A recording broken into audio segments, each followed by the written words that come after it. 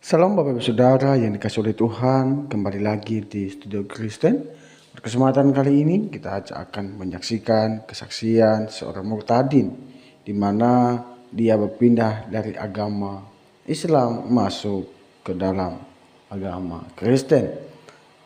Tapi saya berterima kasih juga untuk kita semua yang sudah mendukung perkembangan channel ini. Biarlah melalui perkembangan channel ini banyak orang yang diberkati dan nama Tuhan dimuliakan.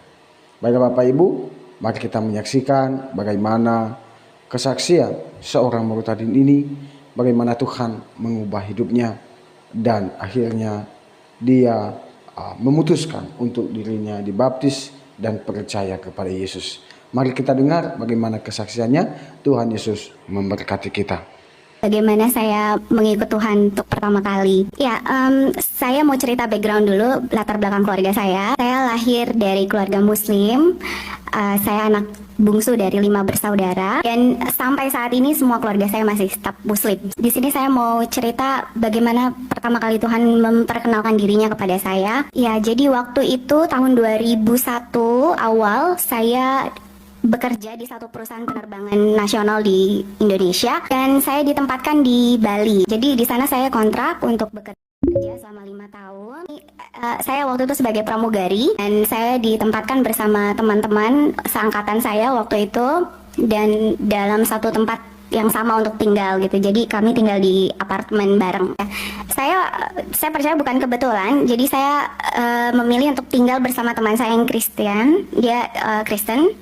So ya, jadi kami punya satu ruangan di apartemen yang biasanya tuh untuk ruang tamu, tapi karena kami jarang terima tamu, jadi kami ganti jadi seperti ruang buku, ruang baca, ruang musik, taruh-taruh CD dan waktu itu masih ada kaset. Jadi untuk kami ya untuk kami sama-sama baca tuker-tukeran gitu. Teman saya ini dia punya banyak koleksi buku-buku rohani, kemudian Alkitab dia semua, terus ada lagu-lagu, puji-pujian dan saya biasanya suka tuker-tukeran buku tapi buku-buku yang lain gitu, sekuler. Suatu hari saya lagi nggak terbang, saya lagi nggak kerja, saya diam di rumah dan dia lagi nggak ada. Waktu itu saya sendirian, saya coba lihat-lihat buku-buku teman saya itu gitu. Saya lihat kok ini rohani semua ya gitu. Tapi waktu itu saya merasa gini, oke, saya mau dengerin musik aja deh gitu. Tapi saya lihat juga semuanya rohani gitu. Akhirnya saya memilih untuk ambil satu CD instrumen karena saya suka musik ya, jadi di situ saya pilih instrumen piano dari Joseph S. Jafar. Dia musisi rohani. Saya waktu itu nggak tahu dia sama sekali, nggak tahu lagu-lagu apa, tapi saya digerakkan Tuhan untuk ambil itu dan saya dengerin di kamar. Entah kenapa saya merasa ini kok musik bikin damai sejahtera yang nggak pernah saya rasakan sebelumnya. Saya waktu itu belum ngerti kata damai sejahtera, sukacita, tapi saya ngerasa beda. Sampai akhirnya saya mulai lagi untuk saya digerakkan untuk mengambil Alkitab yang ada di lemarinya dia. Saya awalnya untuk tahu aja gitu, ini nih kayak apa sih cerita di Alkitab tentang Adam dan Hawa atau nabi-nabi yang lain yang selama ini saya tahu dari kecil. Jadi saya mulai buka dari Kejadian, saya lihat cerita tentang awal mula dunia dijadikan oleh Allah gitu, dan saya kaget, wah ternyata ceritanya seperti ini yang nggak pernah saya tahu sebelumnya. Sampai akhirnya karena saya hobi membaca juga, jadi saya kayak ngelihat ada cerita baru dan novel gitu. Jadi saya pikir, wah seru nih, nextnya apa lagi gitu. Sampai akhirnya saya bilang sama teman saya itu, namanya Maureen, Maureen saya bawa ya Alkitab kamu. Terus dia kaget banget, hah gitu. Yang tadinya seneng main sama temen gitu, kalau makan selalu rame-rame sama geng saya gitu, itu saya selalu nolak gitu. Nggak deh, saya di kamar aja, karena saya pengen baca lagi gitu, seru banget gitu. Walaupun ada bagian-bagian di Alkitab Perjanjian Lama itu yang saya kurang ngerti, tapi bikin saya penasaran terus. Pada prosesnya adalah saya membaca Alkitab itu sampai 6 bulan selesai, masuk Perjanjian Baru tuh selesai. Yang tadinya saya pinjam Bible-nya itu akhirnya saya cari sendiri di toko buku dan saya lingkarin satu-satu dari awal, huruf-hurufnya, angka-angkanya, nomornya, sampai selesai itu 6 bulan baca Alkitab. Waktu itu saya bawa Alkitab juga kalau saya lagi terbang ke luar negeri kemana. Saya bacanya diem-diem kalau misalnya lagi ada teman yang satu angkatan yang dia tahu saya Muslim tapi baca Alkitab, nanti jadi aneh kan gitu. Dan prosesnya selama 6 bulan itu memang saya merasa sekali bahwa saya tuh dijamah saat itu oleh Roh Kudus. Saya belum tahu, saya belum kenal Roh Kudus saat itu, tapi saya ngerasa kok saya nggak ngerasa kesepian lagi ya. Padahal saya sendiri saat itu dan mungkin teman-teman saya melihat saya agak menarik diri dari mereka, tapi saya nggak ngerasa sendirian. Karena background saya tadi adalah saya anak bungsu, saya biasa dikelilingi oleh keluarga dan kakak-kakak saya ngerasa sendirian. Bahkan di Bali pun saya cari teman-teman tuh untuk mengisi rasa kosong saya gitu. Jadi tiba-tiba saya merasa ada yang beda dengan saya saat itu. Saya ngerasa lebih mandiri, lebih nggak butuh yang lain selain membaca Alkitab dan mendengarkan lagu rohani itu. Saya mulai membaca itu, saya juga diajar Tuhan untuk berdoa. Waktu itu saya sudah tidak melakukan lagi ritual agama saya yang dulu. Saya nggak bisa berdoa, tapi waktu itu saya punya teman sesama pramugari yang Kristen, terus dia bilang, "Cak, kalau orang Kristen doa itu nggak textbook." Dia bilang, kita bisa ngomong kayak kita ngomong sama orang gitu. Jadi kayak kamu misalnya ngomong sama papa kamu, saya kesepian, pas saya lapar, so simple gitu dia bilang. Jadi apa adanya aja kamu ngomong sama Tuhan. Saya 6 bulan itu setelah membaca firman, saya baca di Perjanjian Baru Tuhan Yesus bilang, kamu harus dimateraikan. Waktu itu saya mulai bergumul dalam hati, Tuhan, saya gimana ya sekarang, hati saya percaya Yesus, tapi saya juga nggak siap untuk perubahan dalam hidup saya. Pasti ini akan tekanan banget deh buat saya belum bisa. Saya sempat berpikir, udahlah saya simpan dalam hati saya aja, Tuhan tahu, yang penting aman dengan keluarga dan teman-teman. Tapi Tuhan bilang, Caca, kamu nggak bisa diam-diam karena terang nggak mungkin ditutupin dengan apapun. Ya sampai akhirnya saya doa, Tuhan, saya mau deh dibaptis. Tapi tunjukin di mana saya mau dibaptis, karena saya nggak punya teman dan ini saya jaga banget rahasia ini supaya nggak nyampe ke telinga keluarga saya di Jakarta. Sampai akhirnya Tuhan suruh saya untuk datang ke satu gereja besar di Bali. Terus saya datang ke sana, itu hari tutup sebenarnya, tapi saya coba telepon dan diterima dengan baik dan mereka bilang, oke, konseling 2 jam dan dibaptis. Itu kan waktu itu saya tahun 2003 waktu itu. Saya bulan September akhirnya dibaptis tanggal 13. Dan memang benar ternyata itu adalah bukan akhir, tapi adalah awal dari semuanya, termasuk awal dari segala tekanan dan permasalahan. Tekanan pertama adalah dari keluarga, karena akhirnya teman-teman saya tahu saya pergi ke gereja dan sudah dibaptis. Bahkan sebagian dari mereka menjauhi saya. Saat itu saya jadi bahan gosip di kantor. Kakak saya yang paling pertama itu dia pramugari juga di Garuda, tapi yang di Jakarta. Jadi gampang banget dia bisa dengar semua tentang saya di Bali. Sampai akhirnya keluarga saya datang ke Bali secara tiba-tiba untuk tanya saya langsung. Waktu itu saya belum berani menyatakan iman saya, sampai akhirnya saya memilih untuk berbohong. Saya bilang, oh saya ke gereja cuma karena teman saya Maureen, saya anterin dia dan saya jemput lagi, dan orang-orang lihat sepertinya saya ke gereja, tapi saya bohong sebenarnya. Tapi sekali lagi Tuhan bilang sama saya, Caca, kamu harus berani ngomong, walaupun memang sulit, tapi kamu harus berani ngomong. Waktu itu saya baca di Perjanjian Baru yang menyatakan bahwa saya bilang, ya Tuhan, saya mau deh ngomong dan declare kalau saya Kristen, nggak apa-apa saya dijauhin semua orang. Tapi memang ikut Tuhan tuh nggak gampang. Tuhan sendiri yang bilang, kalau kamu mau ikut saya, kamu harus pikul salib, sangkal diri. Itu yang saya alamin saat itu. Sampai akhirnya keluarga saya ambil tindakan. Kakak saya memanfaatkan posisinya di Jakarta untuk rayu chief saya yang di Bali untuk saya di grounded selama 3 bulan dengan alasan untuk tarik saya balik ke rumah. Akhirnya saya ditarik pulang untuk 3 bulan itu. Saya ditahan di rumah. Mereka masih secara baik persuasif untuk ngomong sama saya, kenapa kamu begini, kenapa begitu. Tapi saya memilih untuk diam aja. Semua barang-barang pribadi saya ditahan, termasuk Alkitab saya, handphone semua dicek sama keluarga. Tapi karena mereka melihat saya keras banget gitu, nggak nurut sama mereka, sampai akhirnya papa saya bilang, kamu kayaknya harus dibawa ke pesantren deh. Karena dia punya teman lah banyak. Saya waktu itu takut banget, saya nggak mau ke situ. Jadi saya cuma bisa dengerin, waktu itu belum ada iPod ya. Jadi saya dengerin Walkman, CD rohani saya waktu itu. Jadi waktu selama saya di rumah itu keluarga saya selalu bilang, kamu kok nggak sholat gitu. Saya selalu beralasan, oh saya lagi nggak sholat. Tapi seminggu 2 minggu begitu terus, ya mereka makin curiga. Sampai akhirnya saya masuk ke dalam kamar mandi. Waktu itu saya dengerin musik, saya nyanyi di dalam hati gitu, dan saya doa, Tuhan, saya mau keluar dari sini, saya mau pulang ke Bali, saya kangen puji-pujian di Bali.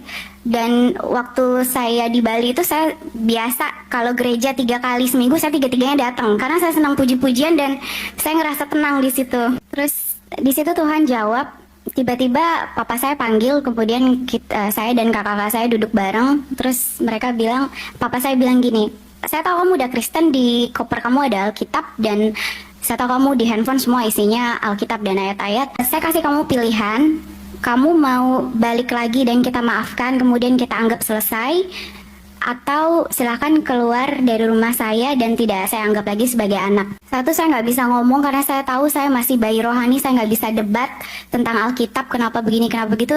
Yang saya rasakan cuma damai sejahtera dari Allah dan saya nggak bisa lari dari itu. Saya cuma bilang, Pah, saya mau pulang ke Bali, dalam arti saya tetap dengan iman saya. Papa saya marah banget, terus dia bilang, oke, garis keturunan saya terputus sampai di kamu dan jangan pernah datang ke sini lagi. Semua keluarga sedih pastinya, dan waktu itu saya memutuskan untuk segera pulang ke Bali, diantar ke bandara, kemudian saya berangkat dan tiba di Bali tuh saya ngerasa sedih banget, tapi ada sukacita yang luar biasa yang Tuhan kasih. Di satu sisi saya ngerasa saya kehilangan keluarga, tapi saya tahu ada yang nyambut saya gitu. Waktu itu umur saya masih 20 awal, masih muda sekali, dan saya ngerasa nggak punya siapa-siapa karena semua teman juga udah menjauh karena nggak mau ikut terbawa gitu dengan masalah keluarga saya. Dan saya benar-benar ngerasa sendiri, benar sendiri. Dan saya pulang ke rumah saya, itu saya nangis nggak berhenti-berhenti. Akhirnya saya memilih untuk kerja sambil terus belajar Alkitab lebih lagi. Saya baca banyak-banyak buku rohani, dan dulu sempat ekstrim, saya pernah setahun nggak baca buku sekuler, saya pernah nggak dengar musik-musik sekuler selain musik-musik rohani selama setahun. Dan Tuhan izinkan saya memang mengalami hal-hal yang tidak menyenangkan. Keluarga waktu itu tarik segala bantuan mereka buat saya selama saya ada di Bali. Kemudian saya harus sendiri pindah tempat, mulai lagi semua dari nol dan sendirian. Jadi nggak ada yang bantu, nggak ada yang nemenin, dan waktu itu nggak punya uang juga karena saya selama kerja saya sering dibantu keluarga, jadi nggak mikirin untuk saving money gitu, habis gitu aja. Terus nggak tahu mau ke siapa, terus saya cuma kayak, oh thank God pasti bisa terbang and then bisa makan di pesawat, something like that, yang kayak maluin banget sebenarnya. Tapi puji Tuhan saya dikasih hati yang lunak, jadi waktu itu ngalamin banyak masalah, tapi justru saya makin kuat cari Tuhan, bukannya kecewa atau kok Kristen malah gini ya gitu. Saya nggak ada terbersit di hati saya untuk balik aja lagi deh gitu, karena saya mengalami sendiri, saya udah jatuh cinta sama Tuhan. Kakak saya masih terus aktif untuk bikin saya jera mungkin ya. Jadi saya diberhentikan setelah kontrak selesai, harusnya ada perpanjangan lagi 1 tahun. Teman-teman saya seangkatan semua lanjut, saya sendiri dan 1 orang lagi yang nggak diperpanjang tiba-tiba. Di situ saya sedih banget gitu. Saya bilang, Tuhan, saya di Bali nggak punya uang, and then nggak ada keluarga, nggak ada siapapun, terus nggak kerja sekarang, terus gimana ya Tuhan? Tapi ya itu dia, pemeliharaan Tuhan tuh luar biasa dan nyata, dan pertolongannya nggak pernah terlambat. Sampai akhirnya saya dipertemukan lewat teman saya yang Kristen juga. Dia punya kenalan gitu, seorang ibu, tante, dia manggilnya tante. Dia bilang, tante, saya punya temen di Bali, perempuan, masih kecil, masih muda, dia nggak punya keluarga lagi karena dia ikut Tuhan Yesus, jadi nggak boleh pulang. Bisa dibantu nggak untuk dilayani? Singkat cerita, saya jadi dekat sama tante ini.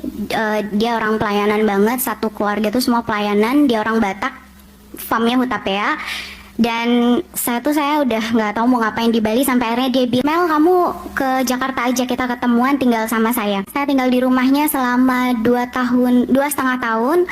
Saya tinggal di kamar anaknya yang saat itu sedang kuliah di luar negeri. Dia juga punya anak-anak yang lain, kakak-kakak angkat saya di situ. Kami langsung seperti keluarga banget karena di situ mereka nerima saya, dan saya merasa nggak ada jarak. Padahal kami sebelumnya nggak pernah kenal. Saya percaya itu pekerjaan Tuhan, karena kalau bukan Tuhan, siapa yang mau nerima orang yang nggak dikenal tanpa pamrih? Dan bahkan mereka mengajari saya banyak hal tentang iman Kristiani. Di situ saya belajar tentang mesbah keluarga, karena keluarga ini punya habit untuk selalu saat teduh bersama pagi dan malam. Di situ saya baru belajar, oh keluarga Kristen tuh kayak gini. Ya, saya dan kakak-kakak saya tuh suka diajakin mama angkat saya ini, karena dia worship leader, jadi suka nyanyi di mana-mana, dan kami anak-anaknya selalu jadi singer. Jadi kemana selalu diajakin kami untuk nyanyi. Jadi makanya waktu itu untuk ukuran baru kenal Tuhan, lagu-lagu rohani saya udah banyak banget. Ya, di situ kami juga diajar dia untuk punya persekutuan doa anak-anak muda. Di situ kami belajar untuk melayani, and then mengumpulkan teman-teman dari antar gereja, anak-anak muda untuk kumpul di satu rumah yang difasilitasi oleh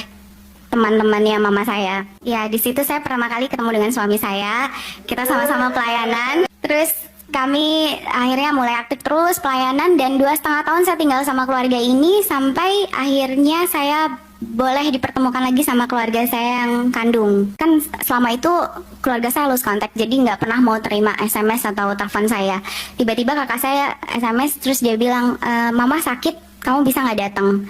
Waktu itu saya udah agak trauma sebenarnya karena takut ditahan lagi sama mereka kayak dulu. Tapi Tuhan bilang sama saya, "Nggak apa-apa, kamu pergi, Ca, jangan takut." Terus akhirnya saya dan mama angkat doa.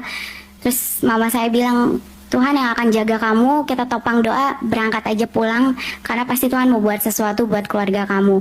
Dan benar saat saya ketemu mama langsung sehat. Bahkan mama papa saya bilang gini, mereka nggak pernah singgung soal yang selama 2,5 tahun saya kemana, tapi mereka cuma bilang, "Kamu lebaran tahun ini pulang ya ke rumah." Itu saya benar-benar nggak nyangka. Saya selama itu berdoa, memang Tuhan, saya pengen pulang ke keluarga saya, pengen ada pemulihan hubungan, walaupun mereka nggak terima, walaupun mereka belum terima Tuhan nggak apa-apa, tapi paling nggak terima saya dengan kondisi saya saat ini, dan doa saya dijawab tuh. Singkat cerita, akhirnya kami memutuskan untuk menikah, dan keluarga juga nggak ada masalah karena mereka tahu saya menikah dengan pilihan saya, dan saya dulu Kristen bukan karena seseorang atau siapapun. Saya jauh sebelum ketemu Coki, dan sampai saat ini pun keluarga memang belum terima Tuhan, dan itu terus kami bawa dalam doa untuk mereka boleh terima keselamatan yang sama. Tapi mereka saat ini welcome banget sama kami, bahkan kalau Natal tuh suka saling ngucapin, kemudian setiap lebaran kami ke rumah mama gitu, dan mereka pun karena mereka tinggal di luar kota, jadi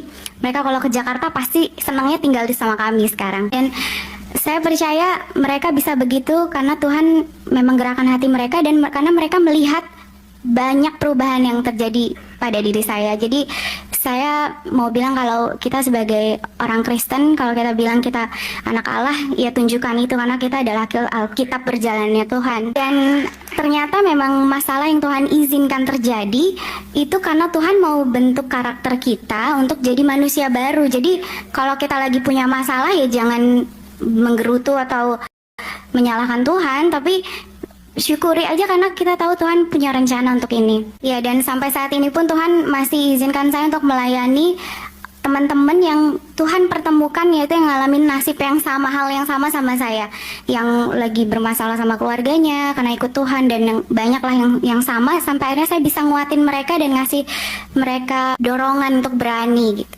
Masalah itu nggak akan pernah bawa kita malah lebih jatuh, tapi kalau kita ngandalin Tuhan, justru membawa kita lebih tinggi lagi. Tuhan gantikan berkali lipat ganda seperti janjinya. Sekarang digantikan berkali lipat ganda. Keluarga saya ada banyak, kakak-kakak saya ada banyak, mama papa saya ada 2. Ya, dan sampai sekarang keluarga angkat saya ini kita deket banget, bener-bener nggak ada kayak bukan keluarga kandung gitu. Ya, jadi jangan pernah takut.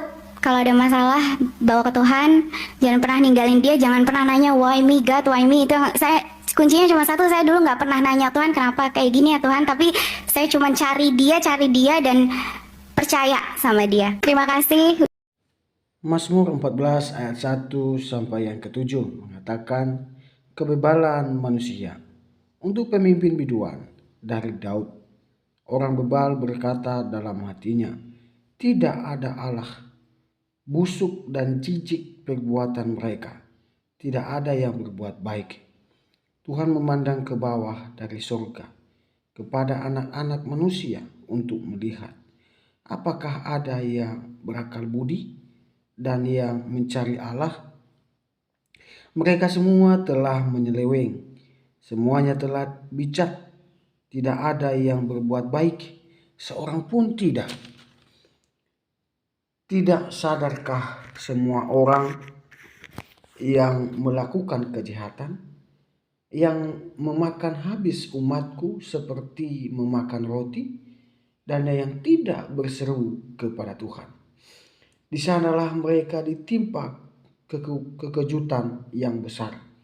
Sebab Allah menyertai angkatan yang benar. Kamu dapat mengolok-olok maksud orang yang tertindas, tetapi Tuhan adalah tempat perlindunganmu. Ya, datanglah kiranya dari Sion keselamatan bagi Israel. Apabila Tuhan memulihkan keadaan umatnya, maka Yakub akan bersorak-sorai, Israel akan bersukacita. Bapak Ibu Saudara, dalam kebenaran firman Tuhan ini diajarkan bahwa manusia ini sudah bebal dan bejat. Kata firman Tuhan mengatakan. Artinya apa? Satu pun kebaikan tidak akan dapat menyelamatkan kita dari dosa. Firman Tuhan berkata satu kebaikan pun tidak. Artinya apa? Manusia ini tidak bisa menyelamatkan diri hanya melalui kebaikan saja. Tetapi hanya oleh karena kasih Allah, anugerah Allah yang menyelamatkan kita dari dosa. Di mana Tuhan Allah sendiri mengaruniakan, memberikan anaknya yang tunggal itu, yaitu Yesus Kristus sebagai juru selamat pribadi kita sebagai orang percaya. Itulah sebabnya Yesus berkata, "Akulah jalan dan kebenaran dan hidup. Tidak ada jalan melalui Bapa kalau tidak melalui aku." Itu sebabnya Mazmur Daud berseru kepada Tuhan. Bagaimana orang Israel pada saat itu ditindas. Bahkan orang Israel sendiri menjauh dari Tuhan. Tetapi dalam firman Tuhan berkata bahwa di sanalah mereka ditimpa kekejutan yang besar. Sebab Allah menyertai angkatan yang benar.